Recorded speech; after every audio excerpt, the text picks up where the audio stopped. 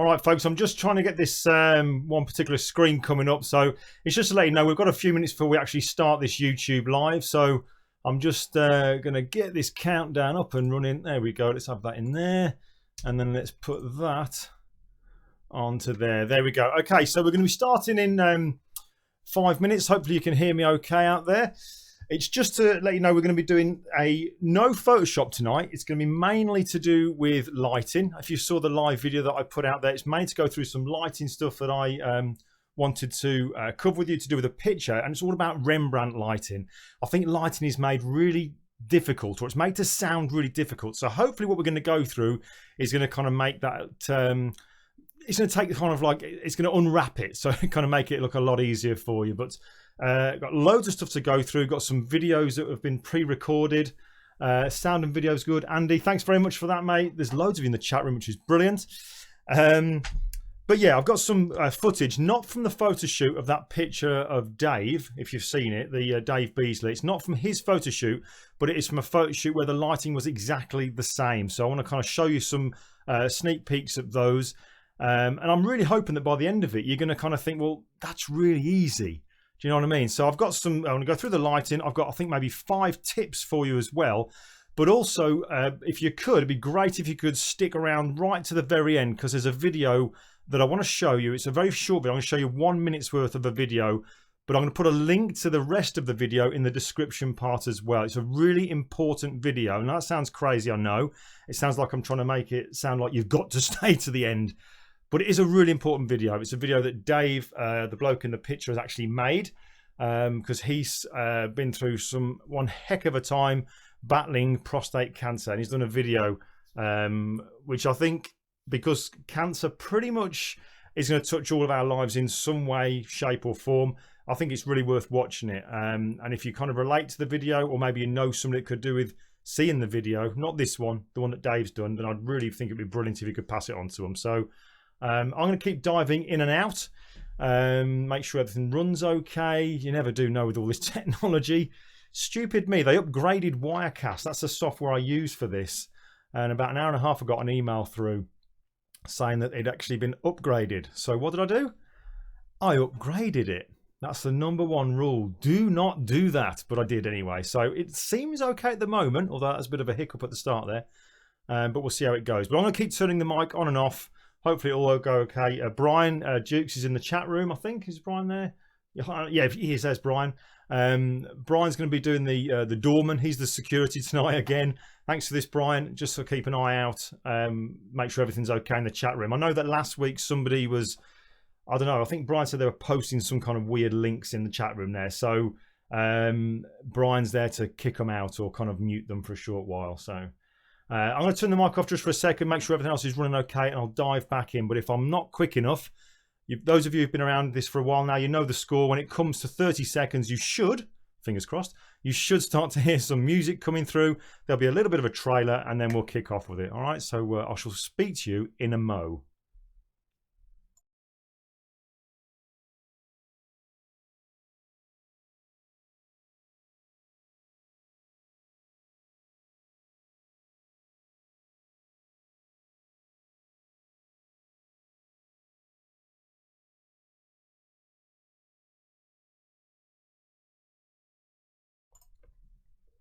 Actually, I forgot to say, while you're all there in the chat room, which is superb to see, if you do get the chance, I know some of you have done it already, but I'd really appreciate a bit of a shout out over on social media, just to say the link that you're going to be watching this, because sharing is caring, as they say. So it'd be great, really appreciate it if you could just let other folks know that this is going to be going on. Obviously, it's going to be recorded and YouTube posted up at some point shortly after we've finished, but if you can get as many as you can in here live, that'd be great. I suppose now is a good time to go and get some clothes on. Right, I'll catch you in a short while.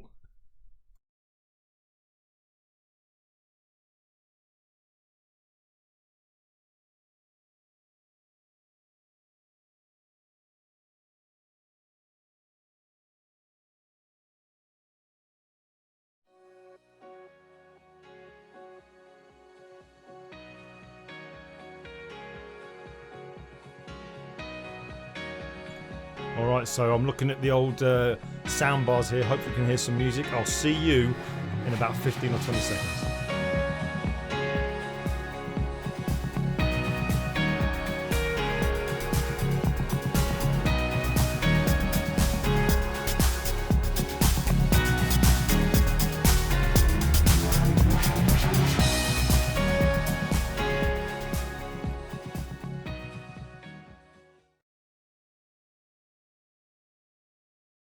Hi folks, Glyn here, just to remind you that if you haven't already, make sure you click on the subscribe button on my YouTube channel and also click the bell icon and tick in the notifications checkbox so that you'll never miss any of the live broadcasts. That's just a great and free way of showing you like the channel. Also, over on my website at glindewis.com, click on the newsletter menu item to join my email group and download your free ebook called How to Develop Your Style. Fill in your email address, first name and family name, and then click on the subscribe button. And finally, add me in and connect over on Instagram by finding me with the username @glindewis.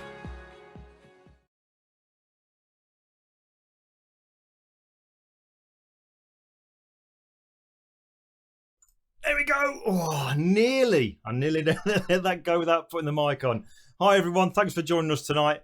My God, this really does test my man skills at multitasking. This really does. But thanks so much for joining me. Also, we've got a great audience in the chat room. I can't actually see how many we've got, but I put these bins on, I suppose. I can't actually see how many we've got in the chat room, but the conversation was going great there. I was saying to folks who maybe have just joined us a few minutes ago, looking in the chat room, Brian, don't tell me there's silence. I can see things moving. Hopefully, close one, no sound. Jacob, you said close one. Is there sound? Somebody give me the sound. Somebody give me a thumbs up to say there's sound. Tell me you can hear me. Phew, Anthony Crothers, OUTs. Right, cool.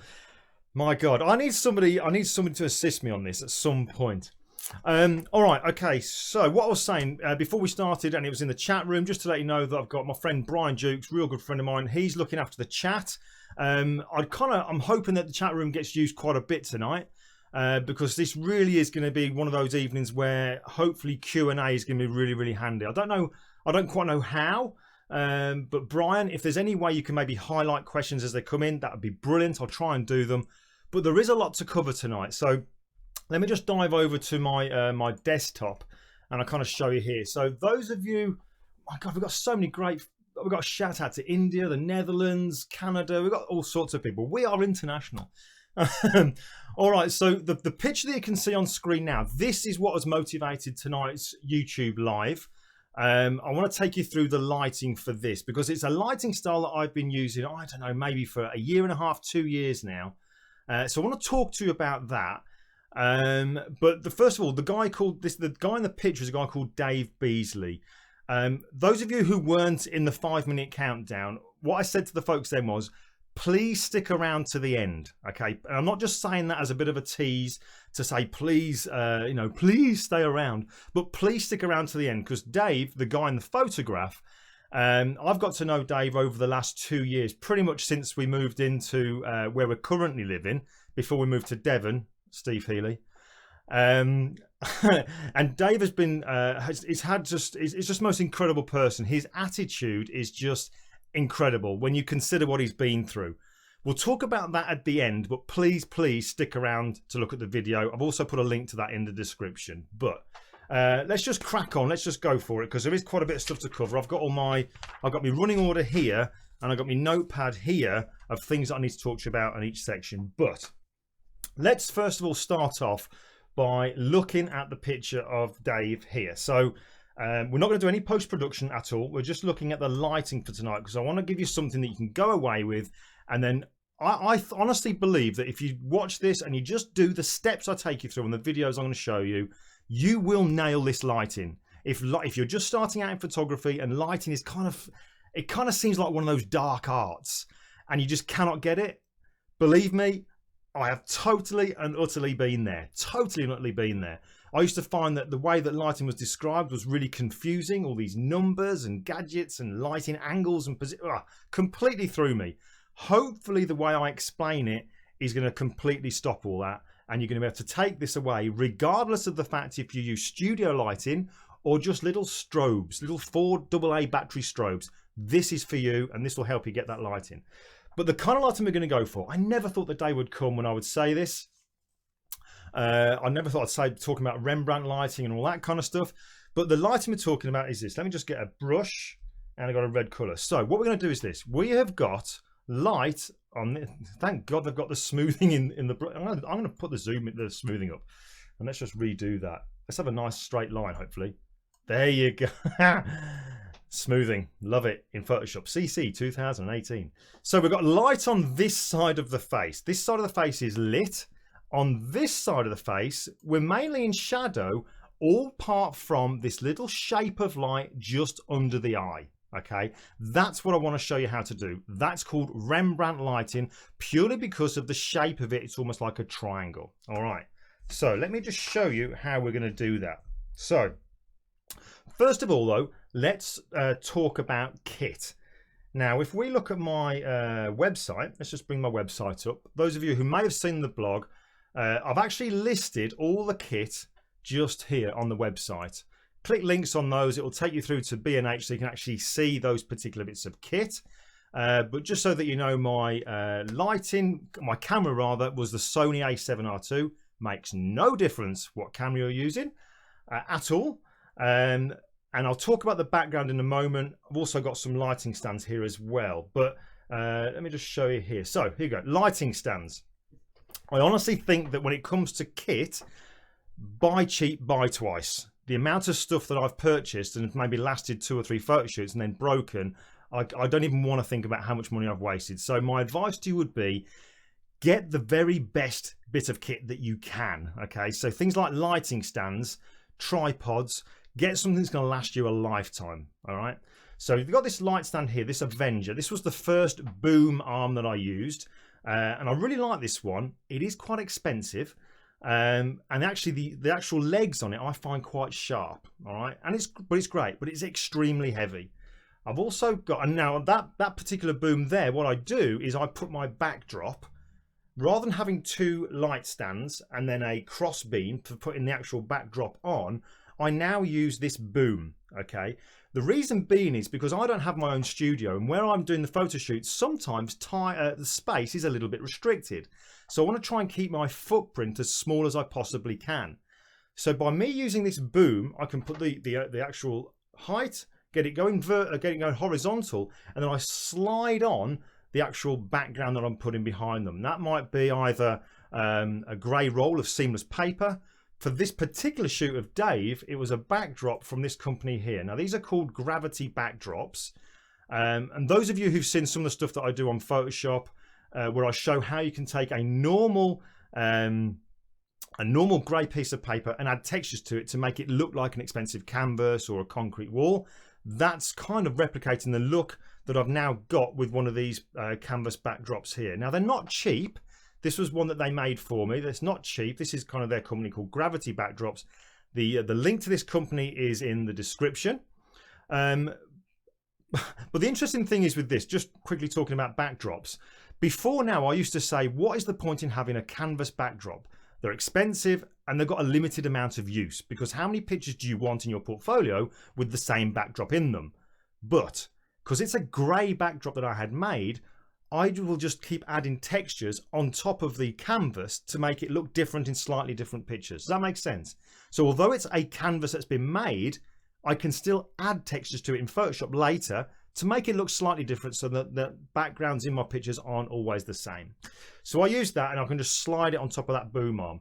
Now, one boom arm I have got here is this one here. This is it's a C stand, a Century stand. These are fantastic.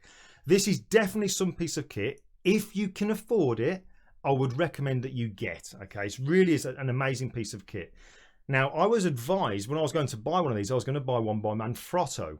You know, well-known brand, but the price of the Manfrotto, anybody from Manfrotto, keep it quiet, but the price of the Manfrotto version of this C stand was about another £150 more than this one, and it is exactly the same thing, but that's just between us. All right, just between us.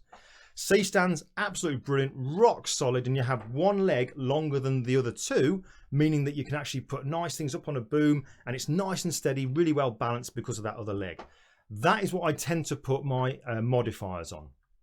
The modifier I used in this particular shoot is this one here. This is my favorite modifier, and this is the 135 centimeter, which is roughly 50 to 53 inches Octobox.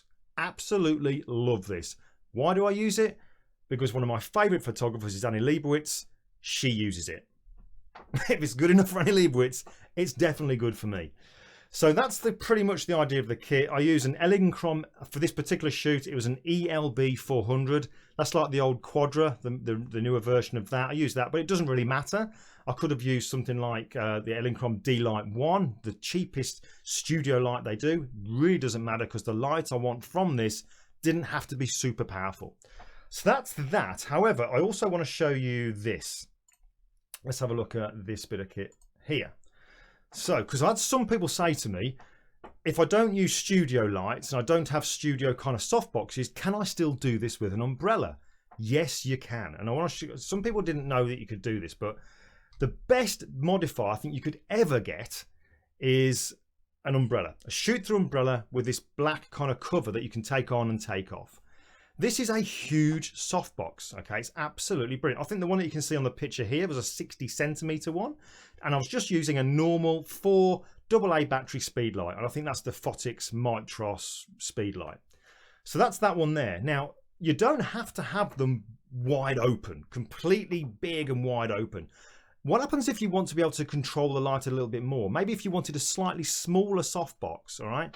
Well, what you can also do is close them down, all right? So you don't have to have it clipped wide open, close it down. And what I tend to do is use a clothes peg, which you can hopefully see on here. So on the actual shaft of the umbrella, normally you'd push it all the way up so it clipped open. Just get a clothesline peg and put that anywhere you want on the shaft of the umbrella, undo the umbrella so it closes down and it stops where that peg is. You can really then control how you want that light to be, and by doing that you're going to then control how much spill depending on the room that you're in, because you might have a room where the walls are quite close to you. You don't want the light going everywhere. Using the umbrella in this way might be the best way to go, so you can close it down and the light is much more kind of focused and much more direction to it, so it's not going all over the place and affecting your picture. Does that make sense? Cool. All right, so Mike Williams said, interested to know why I moved to Sony. If I remember, I'll mention at the end, okay? But it wasn't because the Canon was no good. Let's just get that out there. It wasn't because of that. It was for another reason. All right, so then let's have a look. So point number 1, keep it simple. This is my 5 tips I want to go through. I know it maybe seem a little bit muddly here, but there's 5 things I want to get out to you. So the first one, we've gone through the kit. We know what lighting we're going to do. The first tip I want to give you is keep it simple. When I first started out, every time I got my camera out and to try and take another picture of a friend or a colleague or a friend of a friend or whoever, I was always struggling to think, right, what lighting shall I do? What can I do now? Because I did 1 light last time. Maybe I should do 2 lights this time. If that's you, if you're like me when I used to do that, don't do that anymore.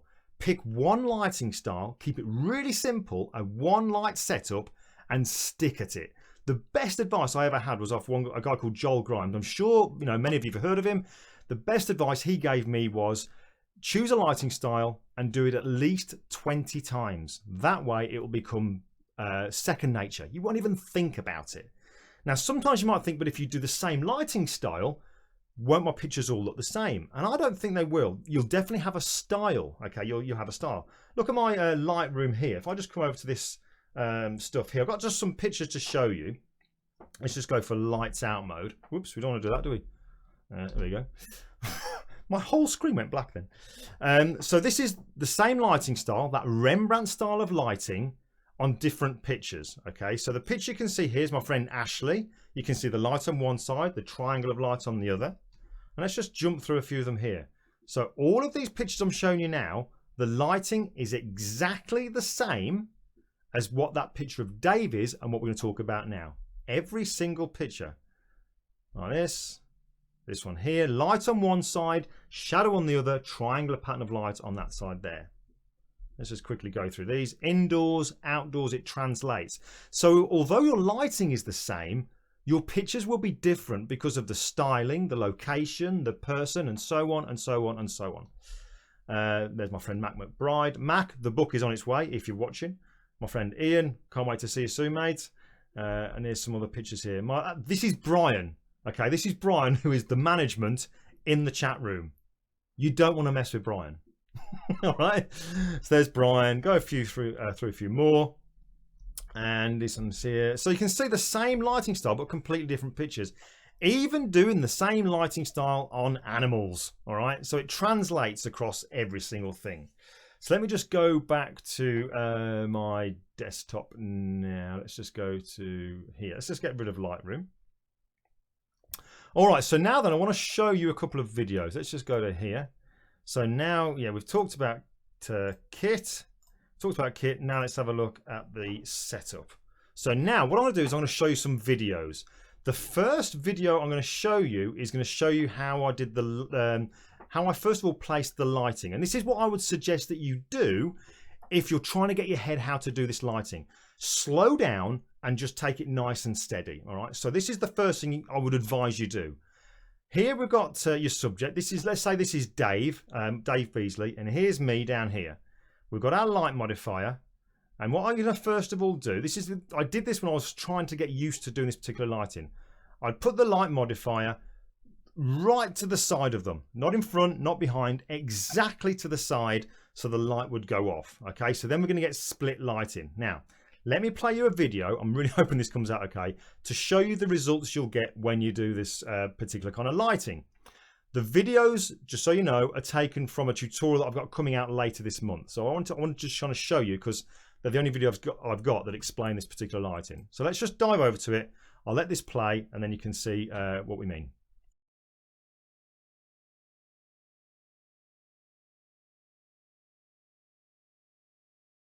So now we're going to start looking at setting up and lighting the model. So I want to first talk to you about the position of the light.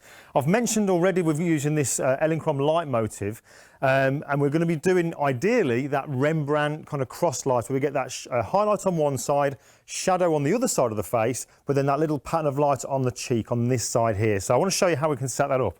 First of all, though, you'll probably notice from the position at the minute that this is, I've changed how the light looked. At the moment, it's pretty much straight up and down.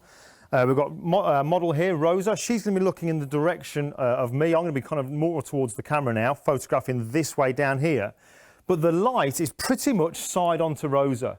So here you'd have something that we call cross lighting. So I want to show you what that will give you. We'll take a quick shot to demonstrate that. And then I'll show you how by just changing the height and the angle of the light makes a difference, and then take it a step further by bringing the light further towards the camera. And that's going to show you how you can get that pattern of light.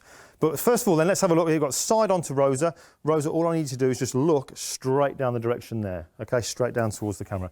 Now, when we do the actual shoot for real, I'll meter the light. I'll show you how we do that. We'll also use the grey card, the colour checker. We'll do all that. But just to show you this cross lighting, I've just metered this particular shot here at f4. Okay, and you'll see the result we'll get with that now. So let's just take a very, very quick shot just to show you what this is going to give us. Now, what I will say is there's nothing wrong with this particular kind of lighting. It's certainly got its place, but it's not what we want to do today. But I want to show you the kind of result that this is going to give you. So Rosa just looking straight towards me.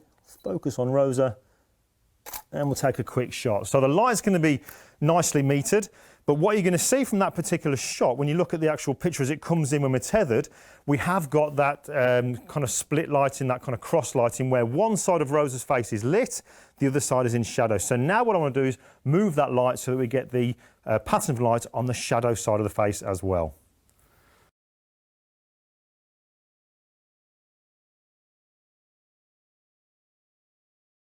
And to do that.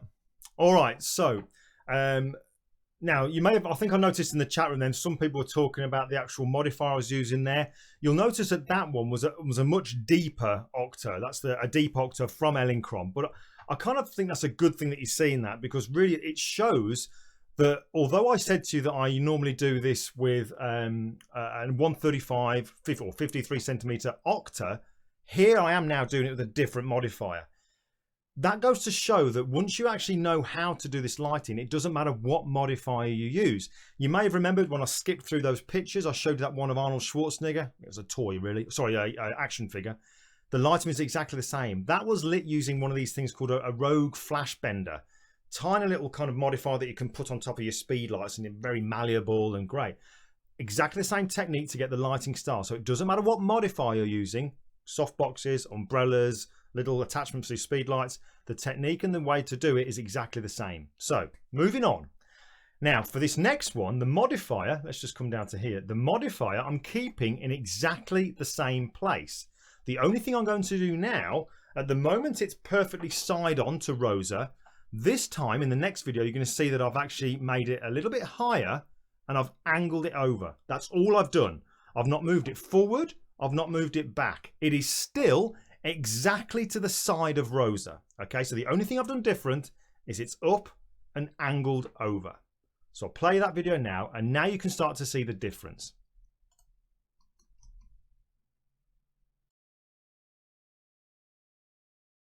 Okay, so just changing it up just a little bit then, rather than having the light straight up and down and coming across to give us that kind of split or cross lighting onto Rosa, you'll probably see now what I've actually done here is lift the light source up, but also angle it over. It's still in the same kind of distance from the camera, still exactly the same there. The only change I've made at the moment is making it go higher and angling it all over. So we'll take another shot with that just to see what kind of results that's going to give us. And then we'll talk about moving the light further towards the camera. But Rosa just looking straight towards the camera is great. Quickly focus on Rosa's face.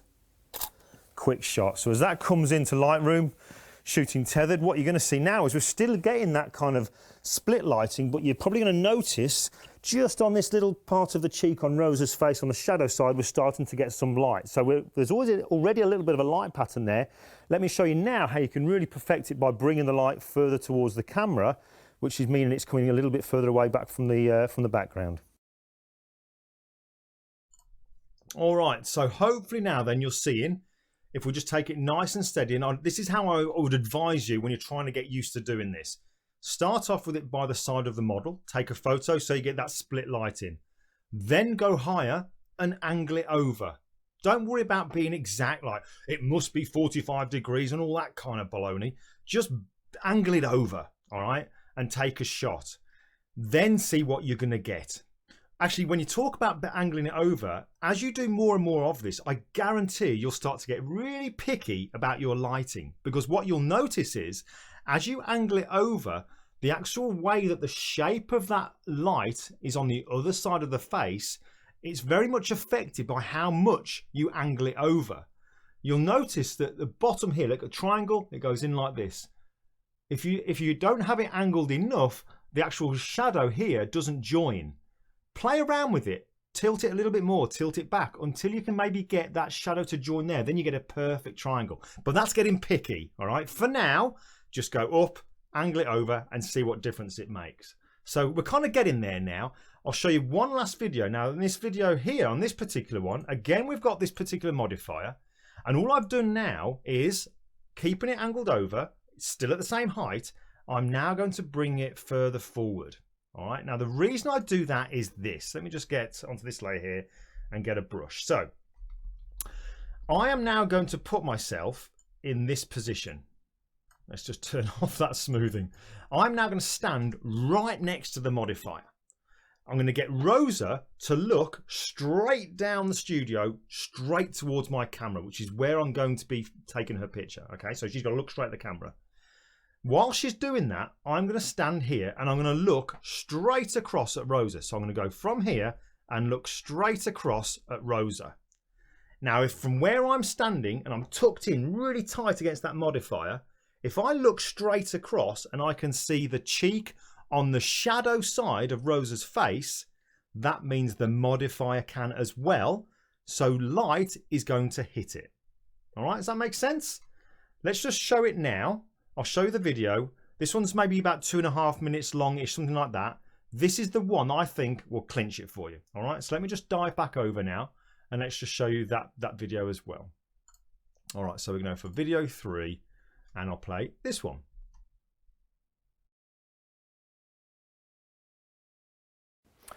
All right, so now then let's look at moving this light away towards the camera position now, so we can really perfect that kind of pattern of light on the side of the face there. So this is especially good for those of you who don't necessarily use studio lights like this, because here we could actually rely, if we wanted to, on the modeling light, because as the modeling light is on, we can actually see what we're going to get by the way that that modeling light is now landing onto Rosa. But what I'm going to do is kind of show you a way now that you could do it without having a modeling light. So if you're one of those people that maybe uses those little 4 AA battery strobes, you don't really have a modeling light in that unless you make it really pulse very quickly, but that's going to drain your batteries exceptionally quick. So here's how we can actually do that. What I'm going to do is this. I'm going to bring the light, I'm going to drag it a little bit further forward of Rosa, which is coming towards the camera position. I'll take it so far. Now, I'm going to take it to this kind of point here. And what I'm going to do is I'm going to stand right next to my modifier. And while Rosa is looking in the direction that she's going to be photographed, I'm going to stand nice and tight next to the modifier, right on the edge here now, and look directly across at Rosa. Now, from this position, if I can see the cheek on this side of Rosa's face from this position, then that means so can the light source. So what that's going to mean is the light's going to go off, it will then light up a little bit on that side of the cheek. So while Rosa, just keep looking that way for a second, let's just make sure we get enough light on here. So I'm going to bring it a little bit further forward, maybe about there. Again, getting nice and tight, look straight across. While Rosa's looking in the direction that I'm going to be photographing her, I can see the cheek from here, so this will now light it. So we'll just take a quick shot with that. However, before we do that, let's be good boy. Let's measure twice, cut once. Let's get the light meter out. I told you at the very, very start, I'll cover more on the light meter in a moment, but I told you that we'd metered this at f4. We've now moved the light. We've made some changes. So let's just make a quick test with that to see how we're getting on. We're looking for f4. So let's take a quick test on here. We're getting just under around about 2.8 and a bit. So on here, you don't need to use this particular model, but what you can do with this one here now is I can actually bring up the power from this position rather than me having to go to the camera or actually bringing the light down. I'm not that tall, I can't reach up there, having to manually turn it down. I can do it all from the actual light meter just here. So bang on, straight onto f4. So let's now walk over to the camera and now let's see what that's going to give us. So, okay, Rosa, just looking straight towards the camera for me again. And we're going to focus on Rosa's face and take a quick shot. We'll work on the posing in a short while. Let's just literally just cover how we can position the light. So it comes through and there we go. So now we really have managed to get a lot more light on that side of Rosa's face. The great thing is as well, we're still getting plenty of light on the background.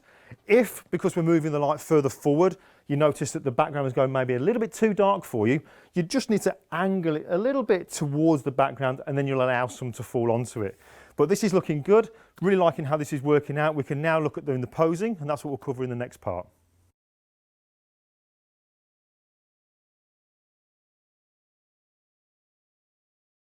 I probably looked a bit weird then, me down here where the light came back on, but I was just looking at some of the comments in the chat room asking questions. So I want to kind of, the artist Stuart Wood. Stuart, damn you, put a donation in. Thank you very much, mate. Really appreciate it. Thank you very much.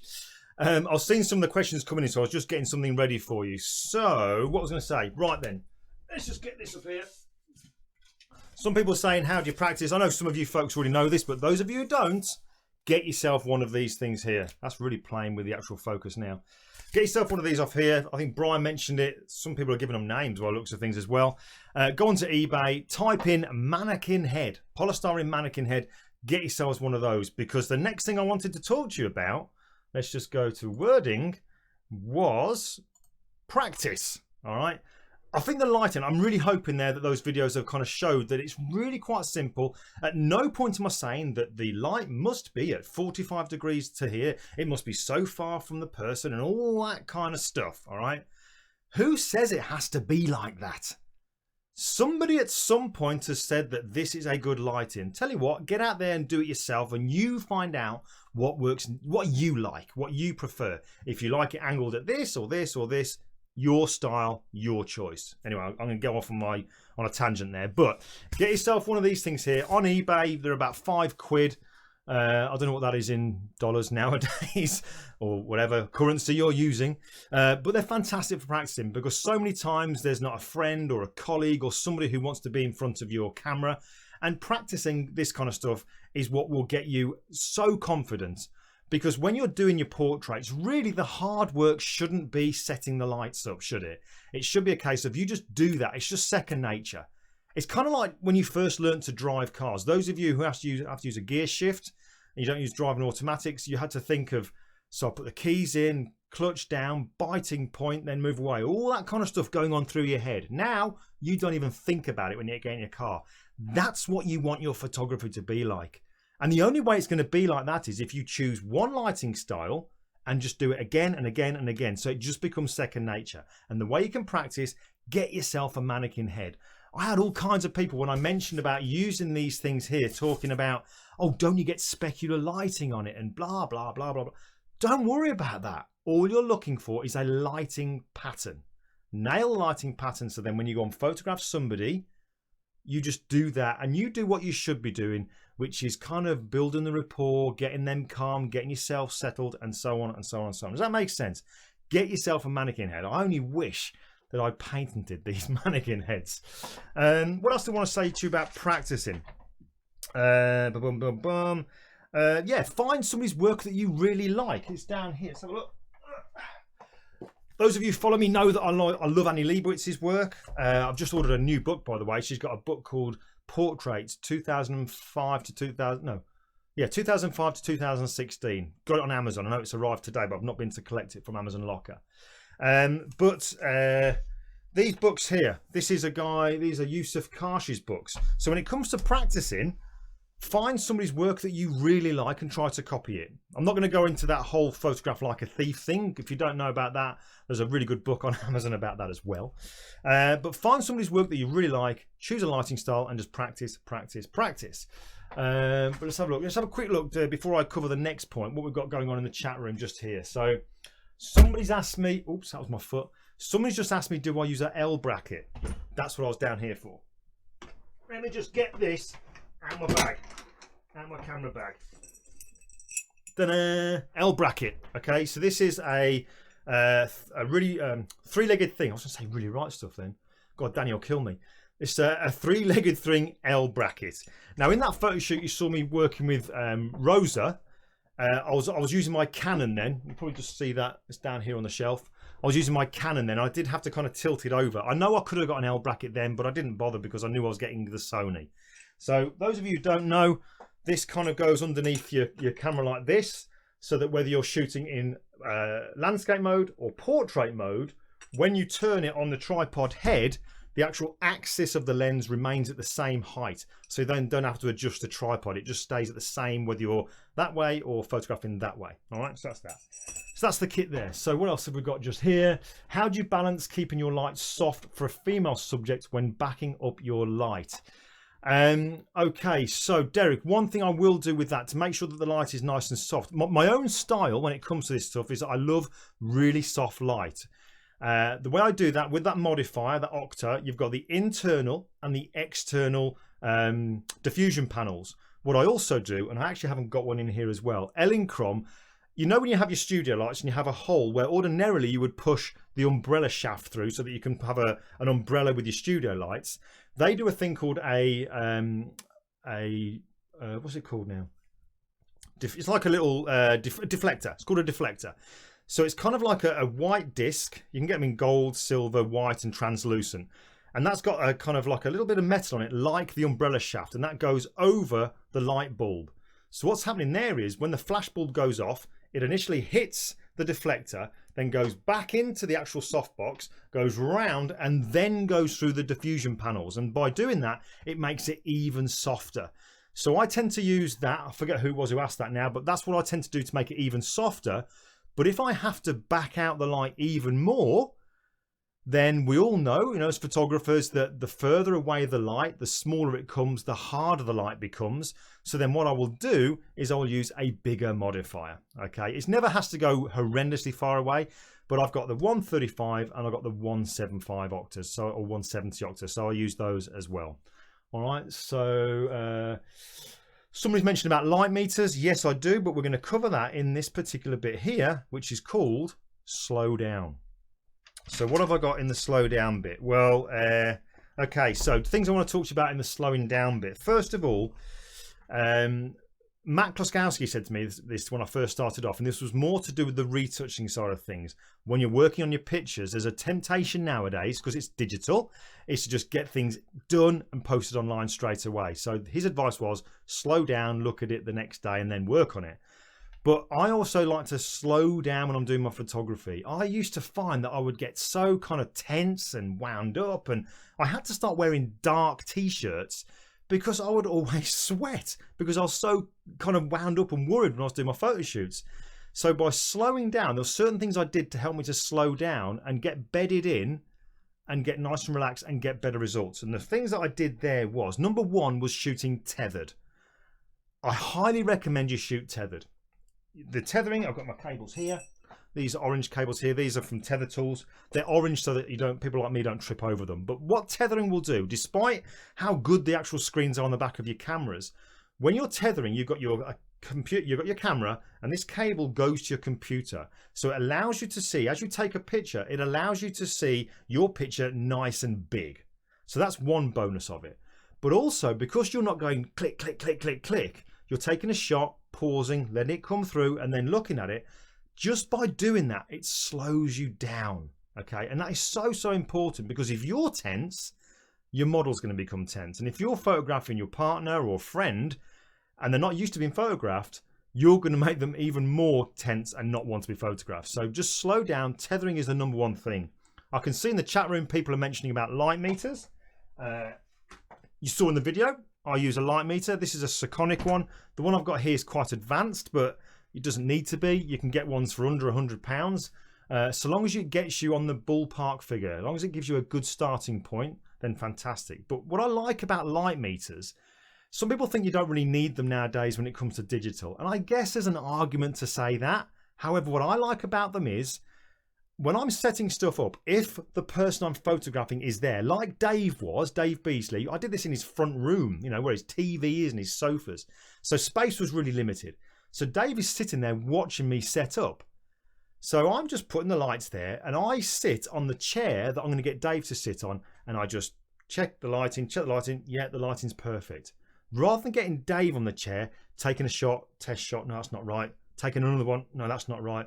Another one, oh, it's kind of there. It gets rid of all of that. You can just walk up, press it, get a reading. If it's not right, adjust the power, take another reading. They're done, nice and calm. Get the person in, photograph them, and away you go. I'm really, really hoping this is making sense here, but the kind of tips I want to give you is the lighting. Hopefully that video stuff has really helped you there to practice. Get your mannequin head, put the light up, put it next to them, then go up and angle it over, then go forward. Get yourself in nice and tight, look across, and if you can see the cheek, you know that the light's going to see the cheek as well, and it's going to light it up. If you can't see the cheek from there, then just move the light further towards the camera position. And by doing that, it opens up your view and you'll be able to see more of the person you're kind of photographing. You'll see more of that cheek. And if you can see it, the light can see it, and you're bang on. It is that simple. Try not to worry about things like angles and distances and all that kind of stuff. Just get out there and practice and play, and then you'll be fine. But practicing is a huge thing. Slowing down is another huge thing as well. So I'm kind of hoping that helps. How are we getting on in the chat room there? Let's have a quick look over here. Some people mentioned about the actual Photoshop training channel. Jesus is in the house. I'll be the flash on that deflector. All right, so I've got Johan's asking here, Glyn, how many photos do you get in a general photo shoot? If I slow down, now that's an interesting point, Johan, because it used to be when I first started out, I would take loads of pictures. And that's the danger in some way of using digital, because it's not really costing us anything. Every time we press that button, it doesn't cost us a penny. But if you're kind of slowing down, using the light meter, and just really focusing on saying, right, we're going to nail this. I will do a photo shoot. If I get hired for a job, I don't think I've been hired to do more than 20 pictures in a whole day for a long time now. I've been hired, obviously, but I've been asked to do more than 20 pictures in a day. Now, if I'm doing a photo shoot for myself, a personal project shoot that I'm looking to add pictures to my portfolio, got one coming up this weekend. I don't know. We're going to take pictures of the pictures I'm doing this weekend, copying the Karsh style. That's the next thing I want to teach people, how to do the Karsh style. I don't know, maybe 10 pictures maximum.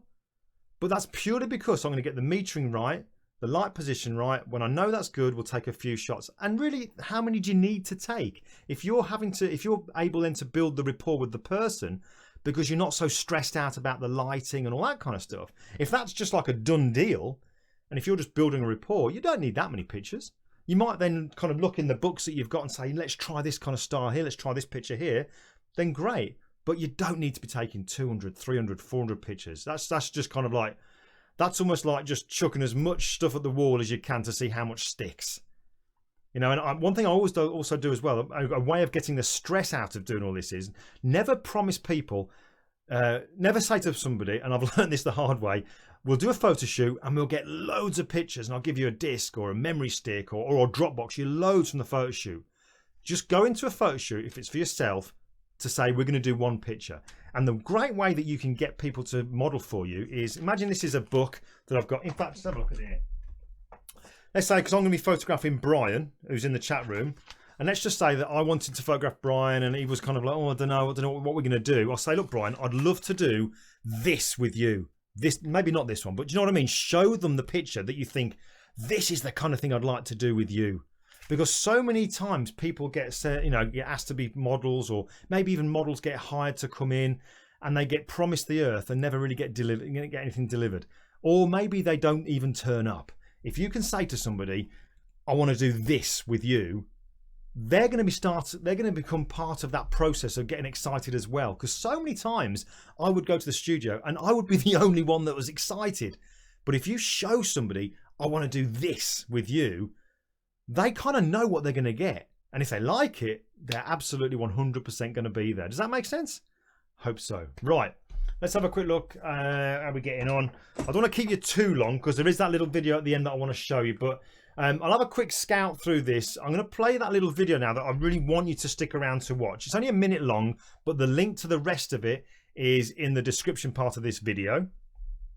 But this is Dave. Okay, so Dave Beasley. Let me just dive back over to my desktop. Let's just come up to here. Let's do that, and I'll come back to Dave, and let's get rid of all that stuff all over his face, just there. And double click the hand tool to go to there. Okay, so Dave. Let me just remind you about who Dave is then. Dave, I met him a couple of years ago, maximum, I think, when I first moved into this house. Absolutely super guy, an amazing attitude considering what he's been through, because over the last sort of period of time, he's been through treatment for prostate cancer. 37 treatments he had to go to. So Dave did a video on the day that he had his last treatment. And this is the kind of guy that Dave is. He did the video showing what the treatment was. It's incredibly revealing. I haven't shown that. I won't show that on this little bit. Just want to show you the first minute. But this is the kind of video, this is the kind of person that Dave is. He's recorded this video of him having radiation treatment so that other guys, other men, because obviously it's prostate cancer, can actually look at this and know what they've got coming up to try and help them to kind of deal with it better. This is the kind of guy that Dave is. And I really love this guy. His attitude is amazing. It really is amazing. And that's why I wanted to photograph him, because I kind of, I got a lot of respect for him. And his outlook is fantastic. And it's kind of, even though we've come from both, completely different worlds, his attitude's really kind of helped me get things in perspective a couple of times as well. So I'm going to play that video now. I'll keep a look on the chat room, and then I'll quickly dive in at the very end, and then we'll call it a night. But I'll play the video now. Let me just dive over. Play Dave, and I'll see you in a moment.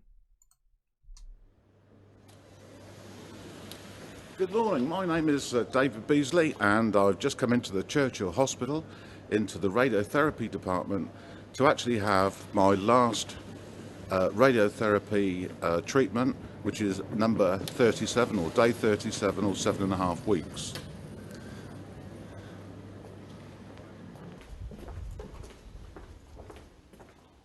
I really need to share my story for all the men out there, because I only found that I'd got cancer after a blood test, and that was a PSA blood test, and it found that I was 10.1.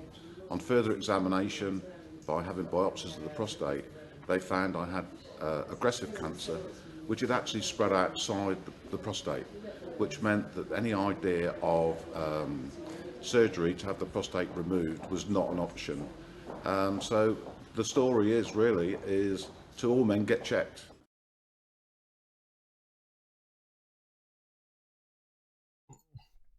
So regards to the video there, I think you're probably getting an idea for the kind of person that Dave is.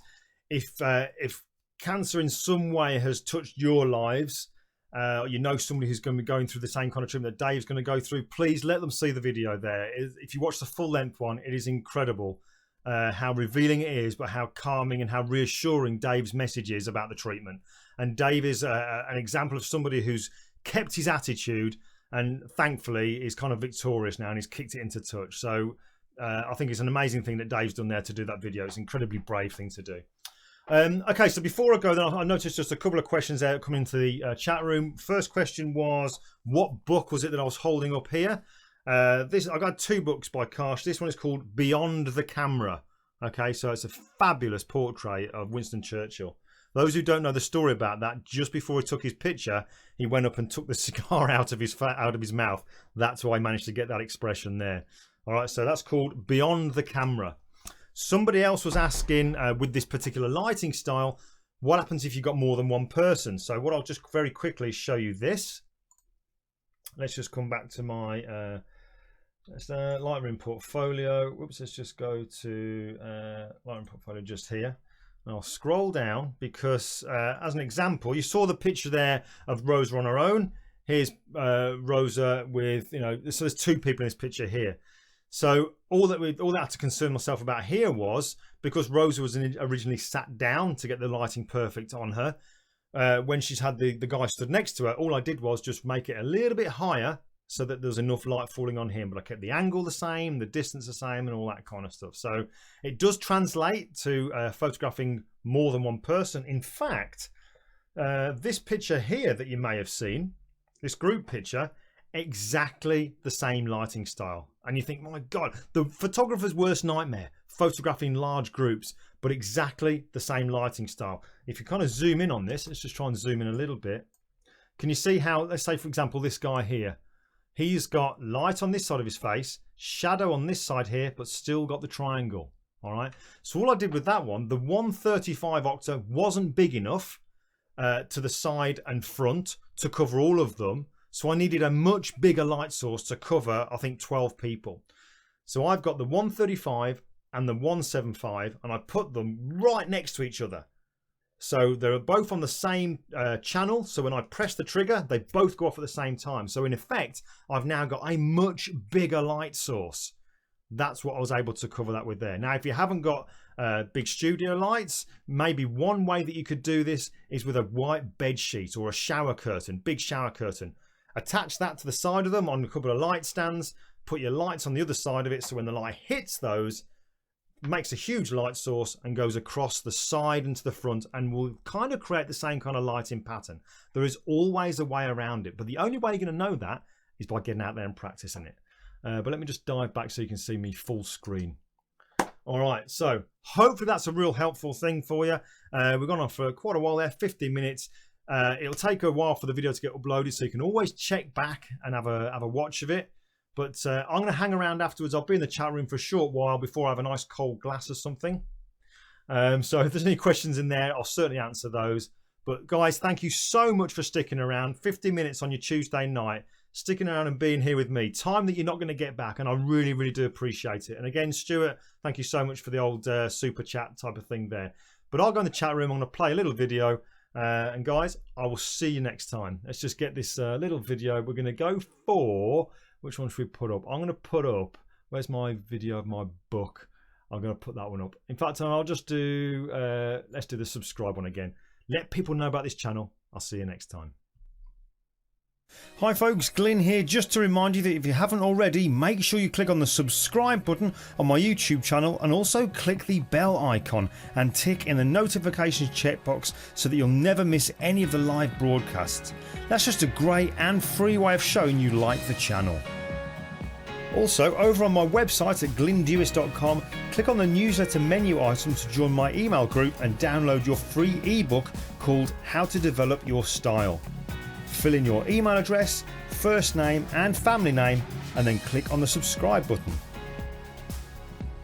And finally, add me in and connect over on Instagram by finding me with the username @GlynnDewis.